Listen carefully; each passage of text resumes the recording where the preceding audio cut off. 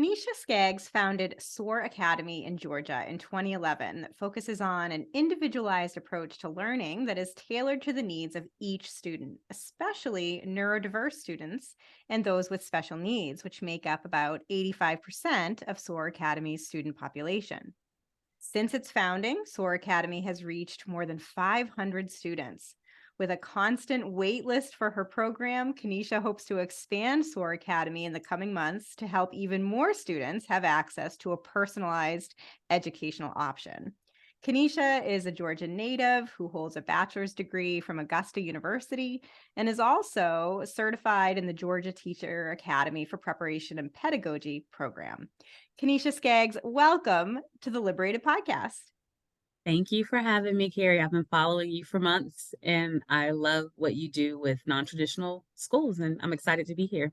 I'm excited to have you here, and it was really a delight to meet you in person recently at the National Hybrid Schools annual conference, Yes. where we had a chance to really look more in depth at what's happening with the microschool movement and Mhm. innovative learning models, hybrid schools. And SOAR Academy sort of fits all of the boxes or checks all of Yes. the boxes, which I think we'll get into in a little bit, of Mhm. not only serving homeschoolers through kind of a hybrid approach and through homeschool co-ops, but also as a recognized private school. So really just meeting the needs of families in your community, and obviously lots of interest there with your long wait list. So we'll get into kind of why you created SOAR Academy and how it works and what the future holds. But let's step back a bit and talk about your experience as a student, your educational background. What was that like for you? Sure. Early on, my parents ensured that I was in charter schools and magnet schools. So that was my experience, K through 8, always being in a school that was heavy focused on literacy, critical thinking skills. My sister's experience was very different. She was in the traditional public school. And so when she got to ninth grade and my parents had her tested after test done, it was found out that she was on a first grade reading and math level. And so my mom decided to homeschool her to catch her up before she graduated. And she said, "You know what, Kenisha, you're ahead. I'm going to pull you as well and give you everything you need to enter the real world," because she didn't think I necessarily needed the traditional high school curriculum to graduate. And so that's kind of where my knowledge came from of homeschooling and project based learning, unschooling through my mom and that homeschool experience. And through homeschooling, I was able to do dual enrollment, start college in 10th grade. I also was able to do several internships during school hours that I never would have been able to do if I had been in the traditional school system. And it just really prepared me for college. I was on target when I went to college, and my mom thought, "Wow, this non-traditional way works." And just seeing that model, I wanted to transfer that to other kids as well. So you had sort of this blend of a more traditional educational model, albeit in charter schools, and then Mhm. a homeschooling model that you mentioned to me earlier was more self-directed. You were able to kind Yes. of teach yourself and move at your own Yes. pace. And so Hmm. that likely planted the seed, I would imagine, for you in terms of thinking about education beyond conventional schooling and thinking about Yes. educational innovation. But you didn't decide immediately to go into education. You were an accountant and, studied accounting as an undergraduate and kind of went into business. Yes. So, what was that pathway like for you to go from accounting into education? I have to say it was much more fulfilling for me to switch roles. I was working with an accounting firm, and I was punching numbers all day. It's a very you're kind of glued to your desk all day looking at the screen. And so the days were long. It just wasn't, I just didn't get that excitement from it. But even through that experience, I tutored at night. And so just thinking about the difference I was actually making in each student's life and their parents and their confidence up, they look forward to seeing you. I thought, this might can transfer into something a little more, full time. So I was actually super excited to leave the accounting world and head over to education, where I then decided to get my certification. And I actually, funny story, when I started the school, I only had $700 in my bank account. And so I remember telling my husband, I was like, "I have $700. I want to quit my job. I'm going to use this to market and get some kids in that really need remediation help." And, within 3 months, There was a waiting list. There were so many parents who were just my kids behind, and it worked. So it was definitely a risk that I'm glad that I took. Wow. Okay. So I do want to get to the launch of SOAR Academy and Mhm. great to see that initial success. But let's just step back just a bit. So when you shifted from accounting into education, I know when we talked, you told me about sort of your experience seeing No Child Left Behind Mhm. and the impact that that had in conventional classrooms. I wonder if you can share a little bit about your insights there. Sure. No Child Left Behind is such a great concept. It really was. And I worked with a lot of inner city kids and students from low income, families. And the the provider that I worked for, it was just the kids were not engaged. We had these really thick packets we were giving the kids, and it was worksheet after worksheet, or they were online all day. And the online programs are great, but it was more like a babysitter, not really. There wasn't an on engagement with the online program, and so the kids were bored. They couldn't connect to the teachers or to the program. And so I thought to her, you know what, let's bring some more multisensory components in. I've got some things at home, let's bring them in, get the kids actually excited about learning. And her response to me was, we're making a lot of money, we've got to push this paperwork, let's just do it. And I just couldn't get comfortable with that idea, especially when the needs were there. The kids were not reading well. They did not know basic math, and just pushing the worksheets through was not bridging that gap. And I just couldn't do that with a good conscience. And I thought, we've got to change the way we're teaching kids. We've got to really bridge the literacy gap. We've got to really get the basic math, down pat for these kids to be successful in adulthood. And so I just like I said, I quit my job and I did it my way that I thought would work for kids, that included more field trips, more projects, more hands-on learning. And actually a lot of those families I tutored for free. They came out of No Child Left Behind and I tutored them for free, just to show the parents that I'm really engaged in bridging this reading gap and this math gap. So yes. Just amazing. So, I mean, you see the sort of good intentions that were established with the No Child Left Behind Act at the turn of the millennium, Yes. and yet the sort of implementation or outcomes of that not kind of living up to those expectations, and lots of, as you say, kind of worksheet driven drills that students find boring or not engaging. And so you say, I think I can do things better, right? Yeah. And you decide to create SOAR Academy. Mhm. And I just think it's amazing that you were able to do this with $700, right? Because I think so often I talk to education entrepreneurs and they say, how I don't know how to get going. I don't Mm, have that kind of initial seed capital to mm. launch a business. And yet you've shown you're able to do it really with minimal funding. How is that possible for you? So I'll say this, and some people they want to hop to step three without one and two. I started in my home. So we were in my attic with that $700 working that first year. And this was about 15 years ago. And there was about 15 to 20 cars coming to my house every day. And my neighbors started thinking, what is going on? And so I think you have to start, you can't skip steps one and two. Libraries are free. Bookstores are free. You have to get creative. Like I said, I was in my attic with 15 kids, and once I had enough students to rent a small space, that's what I did a year later. So I didn't, sometimes people, they think they see where I'm at now, which is still tough. And they think, oh, I want to start a school. I need to get a space. No. What do you have at home? Do you have a garage space? Do you have a neighbor? Do you have a church where they might let you use a room for free for a while until you kind of build up that clientele? If you think of it in those terms, you can do it. Like yesterday. But if you think about getting to step three before one and two, it's pretty difficult. So that's what enabled me to really kind of be successful, was using what I already had, not creating any more expenses when I first started out. So what was that first? That's great advice. I think that it's really inspiring for prospective entrepreneurs to realize they can start small and scrappy and work their way up into Yeah. a more established, successful program. But what Mhm. was sort of your organizational structure in those early days? Were you a recognized private school from your attic? Were you a homeschool co-op? Kind of how did you navigate that piece of the puzzle? Very good question. So I was actually a homeschool teacher for 8 years. So all of our students were they were registered as homeschool students, and their parents were hiring me to help just teach their curriculum. So that is how we were set up for 8 years.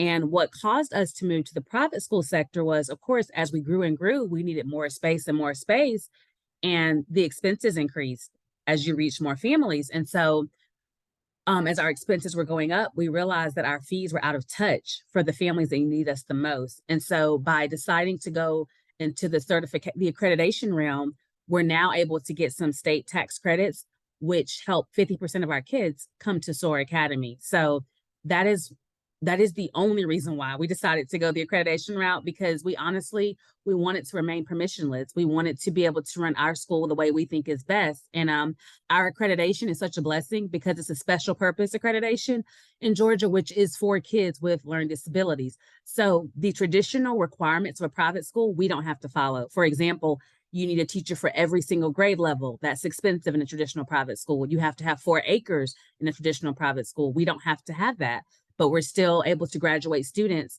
with a diploma, high school diploma under that special umbrella of accreditation. Interesting. You say that it's really one of the only reasons you went the accreditation route was so that you could have access to your state's school choice policies. And I hear that more often than not, that founders, education entrepreneurs choose accreditation typically only because it enables them to have access to school choice policies or funding for students. Mhm. And I think that that's just an interesting point, especially as these school choice policies expand across the country, that it's a hoop that entrepreneurs often have to jump through in order to get access to that funding. It isn't necessarily something that you would otherwise choose to Right. do. And so what you've been able to do then with SOAR Academy over the last, now I guess, almost over a decade, Over a decade. Yep. is serve not only students as a private school, as an accredited private school, but you continue to serve homeschoolers. Yep. You also have a hybrid school approach. So tell us about the structure of SOAR Academy now. Sure. That's a good question. And actually, I have parents asking me all the time. It's so funny. Are you a homeschool center or are you a private school? And we say both. What do you need us to be? Because if you work full time and you need us to be a full school for your kiddo, then we can do that. But we have created a homeschool environment for even our full time students. The seating's non traditional. The classroom is very flexible. The schedule is flexible. The curriculum is flexible. So you feel like you're in a homeschool environment or homeschool setting. But then there's this component where parents say, look, I want to remain in the driver's seat, but I need help. I need help with math and language, especially. My kid has dyslexia. I'm homeschooling them, but we're stuck. Great. You can come in with our Tuesday, Thursday math classes, and we're more than happy to help you teach your kid. You can stay in the class and you can take notes, or you can drop off and do some other things while we help your kiddo with math and language arts. And then the third component is the hybrid option. That's a more affordable option for parents who actually probably want to come to SOAR 5 days a week, but it's out of reach financially. And so they come 3 days, and the 2 days they're at home. We provide the lessons, and the parents generally work from home or they work part time. And so they're able to have that full time feel, but the child only has to come in person part time. And I think what we've discovered is that in order for kids to be successful, you don't have to be in school 5 days per week. Our hybrid kids keep up with our 5 day a week kids with their 2 days off just fine. And so it shows that the amount of time that we're in school and that kids are having to sit at a desk is really not necessary with the way that we learn. So yeah, we really wanted to make an affordable option. We heard the community say, I want to come to SOAR. I can't afford $1,000 a month. And I get that, 1,300, it's expensive. But I can't afford $500 a month. So, okay, let's still work with you with your budget. So you said it's $1,000 to $1,300 a month for your families, and then it's pretty much half that if they chose the hybrid approach. right. But many of your students are able to have that kind of tuition discount through the Georgia Tax Credit Scholarship Program. Yes. Um, and hopefully school choice programs will be expanded in Georgia as they are across the country too, to Yes. expand access so that any families who wanted that 5 day option would be able to do that. And families who can't currently afford your services would be able to tap into that. And then your wait list will be even longer than it currently is. Exactly. Yeah. So Kenisha, tell us about who your students are. So our students, about 50%, 50 to 60 at this point, are autistic. they're mid to high functioning autistic. So they're able to work in a small group, but they need those sensory accommodations. They need the lighting dim. They need music. They need to have fidgets. They need to have frequent breaks. They need to have someone, a safe person where if they're overwhelmed, they can kind of wind down. A lot of our, pretty much 100%, I'll say 100% of our students have dyslexia. So everyone's going through a dyslexia phonetic program all the way through 12th grade. So we also have heavy ADHD population. Pretty much all of our students, again, ADHD. And as far as our demographics, as far as our ethnicities, excuse me, we're a very diverse school. So we've kind of turned into about 40% Caucasian, 50% African American, and 10% Hispanic. So very diverse, huge population of foster care and adopted children. And that's where you will see a lot of those neurodivergent diagnoses with those students. And so having a school like SOAR gives those kids a chance to still shine and still perform well, because the traditional classroom with all the mental health issues, it doesn't work a lot. And at SOAR, we combine the mental health with our school. So the kids can go to therapy if they need to. We have counselors available. So they don't just hop into the classroom. We can kind of service the mental and emotional needs first at SOAR Academy. And it's a K-12 school, right? So you're serving all grades, and with a really individualized, kind of personalized educational approach. This isn't a standardized curriculum. It's really meeting each child where they are. So how do parents and caregivers find out about you in SOAR Academy? You know, where does this wait list come from? So, a big component is word of mouth. We haven't spent a lot of money in advertising the past few years at all. It's always been kind of word of mouth. But in the past year, surprisingly, public schools refer families to us and other private schools, because in Augusta, there are several college preparatory private schools, right? But there are no private schools for kids that just don't fit that mold. So there's no one looking out for these kids that may be behind, or that need that one-on-one support, or that have processing delays. We are one of 2 private schools looking out for these kiddos. So we actually get calls from other private schools that say, look, I have a kid with ADHD. We don't do ADHD here. We're looking for college prep only. We're sending them to SOAR. Great. We'll take them. We have another school that will say, we have our curriculum is rigorous. We use Abeka. Abeka is an awesome curriculum in the homeschool community, but it's advanced. And so if you're not an advanced student, it is very difficult to keep up. So private schools and word of mouth is a huge one. And then now with the YAS prize last year, oh my goodness, it's just the waiting list is absolutely insane. But thanks to the prize money, we've been able to get more space, and we're going to be we're slowly pulling everyone off the wait list. Yeah, so I think it's really fascinating that you have referrals coming from both traditional public and private schools. And I think it speaks to the promise of these alternatives to school, innovative learning models that really focus on individualized education, that we're just not finding in conventional public or conventional private schools, that the ability to kind of tailor education for each child's unique needs is just not possible within a one-size-fits-all model in either a public or traditional private school. And so you're really filling that gap for families. So let's talk a little bit more about the YAS prize. You won $500,000 award. Tell us a little bit about that experience, and now a bit more about what you're planning to do with that prize money. Sure. You know what I really love about the YAS prize, and that the YAS prize recognizes people, schools, homeschool groups that are innovating for kids, just innovating for kids and education. So what I like about the YAS prize was that when we went to the accelerate the boot camp kind of in Miami, I was sitting beside public schools, charter schools, homeschool groups, micro schools, like ed tech firms. It's all of us. It takes all of us working together to innovate for kids. And so hearing what other places are doing, there are public schools innovating for kids. And the YAS prize recognizes that there are homeschool groups innovating for kids. So I like the experience because it's so diverse. Like they said, they're not agnostic to just public or just charter or private. It's all of us working together to help kids. And so I've actually partnered with several of the firms that I met in the Y'all's Prize, because you had some firms who actually will help you develop your micro school, help you scale. Rock by Rock does an awesome engaging science program online. And so our kids do that now. So the Y'all's Prize, and now I get what the previous participants were saying, it's more than just the money, it's the network that I have now to make micro schooling easier for me. And now it's easier for me to scale our model. And so yeah, that was such a wonderful experience. Just meeting different people that are innovating across America for kids.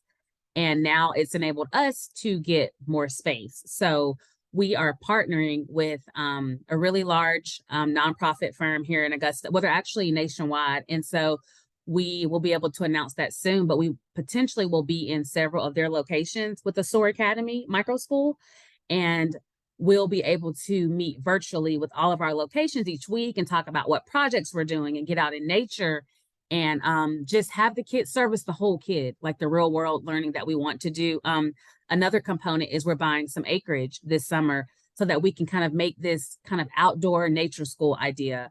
Again, a lot of our kids have autism. And when you think about autism and the anxiety and the stress, being outside, being near water, nature, that really helps the kids with learning. So those are the two things that we're doing right now to expand our school. Mm.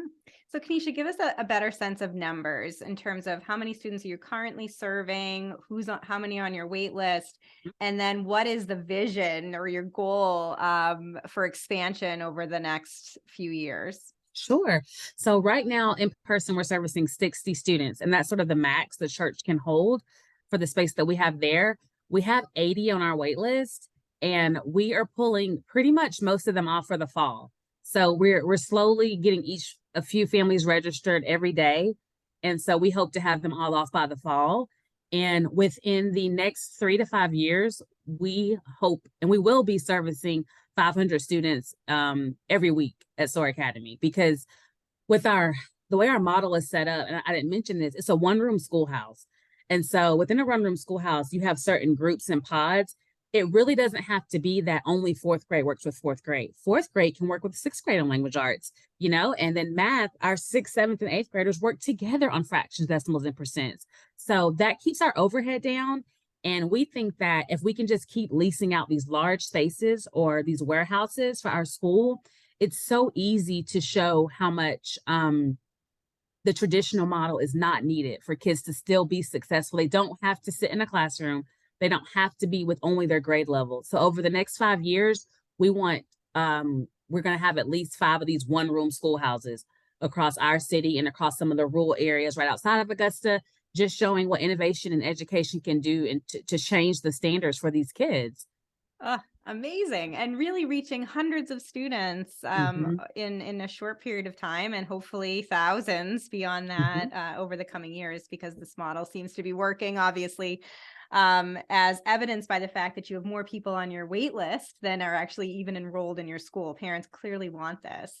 And I think you mentioned something interesting, Kenisha. You said that through the YAS Prize, were able to connect with both public and private schools and micro schools and homeschooling programs that are finding ways to incorporate individualized learning into their educational programs.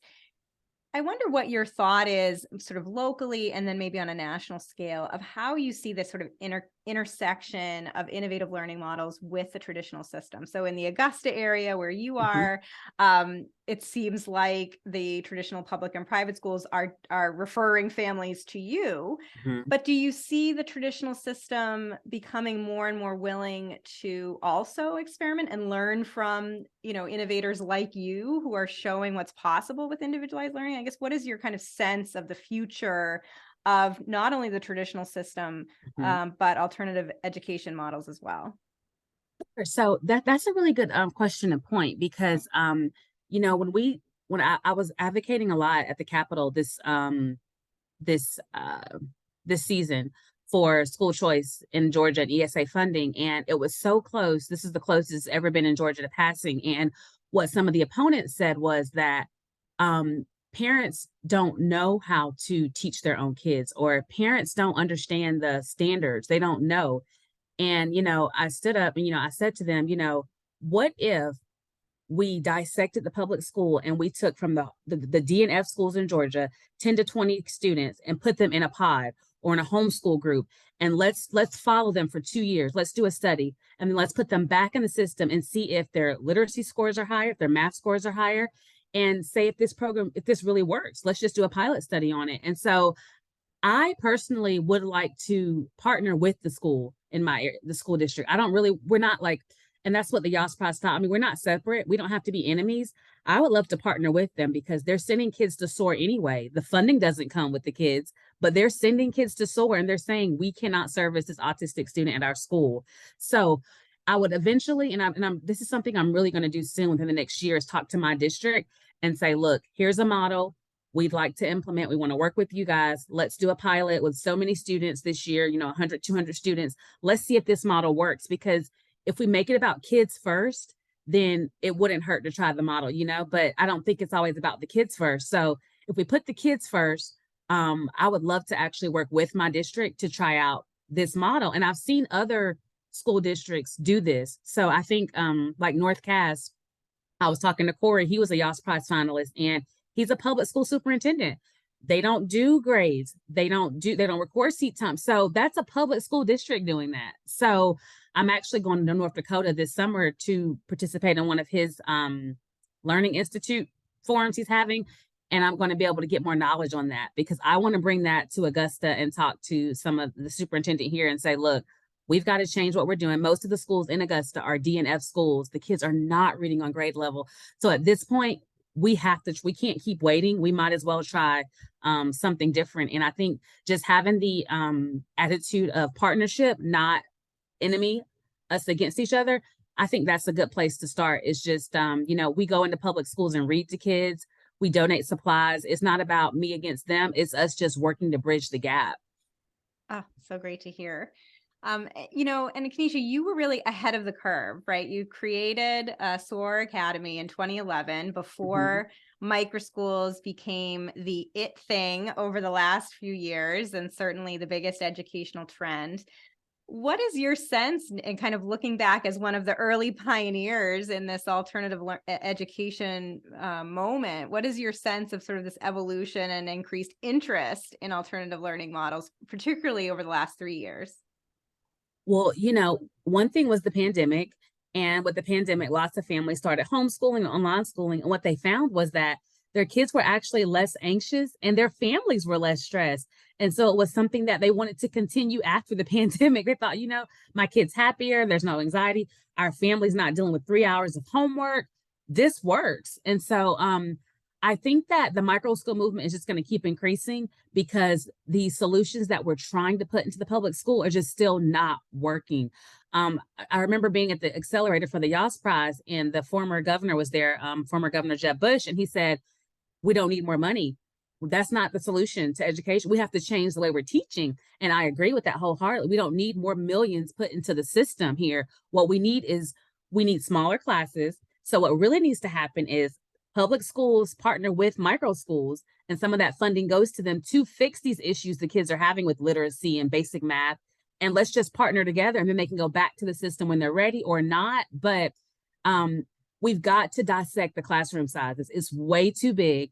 And for me, I just don't think that the education that a lot of kids are getting, it works for them. It works for most kids. It does. But when it doesn't work, there's no option for those kids. Those kids are left behind. And for me, what I've seen is that you do not need state standards for kids to be successful. You need basic literacy. You need strong basic math skills and critical thinking. You can soar from there. So I would just say that the micro school movement is here to stay. Parents they're tired of waiting on a system, and they've said to themselves, who better than me to teach my own child? I know as an adult what my kid needs. And I think that's something to be celebrated and something I can get behind. I really do just think that the real world application is missing from the education system. And if we could just focus more on real world readiness, our kids would do a lot better in Georgia anyway. We are struggling in Georgia. Well, I am really inspired by education entrepreneurs like you, who are recognizing gaps in the current education system, and then taking steps to close those gaps by launching Mhm. these innovative programs. I know you mentioned earlier, kind of in your advice to prospective education entrepreneurs about starting small, and you can do it with just a few $100s in your attic and as a homeschool co-op, and then expand as more and more families are attracted to your model. What Yes. other advice do you have for education entrepreneurs or aspiring entrepreneurs who are thinking about doing something similar? I imagine some of them might be intimidated because, you had this background in accounting and in business, so you had a little bit of an understanding of what it takes Mm. perhaps to run a company. And I think a lot of people who are thinking about becoming an education entrepreneur are maybe currently working in the public school system and they don't have any of that business background. So it could feel a little more intimidating. So, what other advice would you give to them? So I would say that networking and partnerships are really important. Um, every city, even small cities, have like a chamber, of commerce, or there are some even education groups that you can actually join. And so I would say that partner, let people know what you're trying to do first. That you're going to find an expert in business and accounting and marketing, website.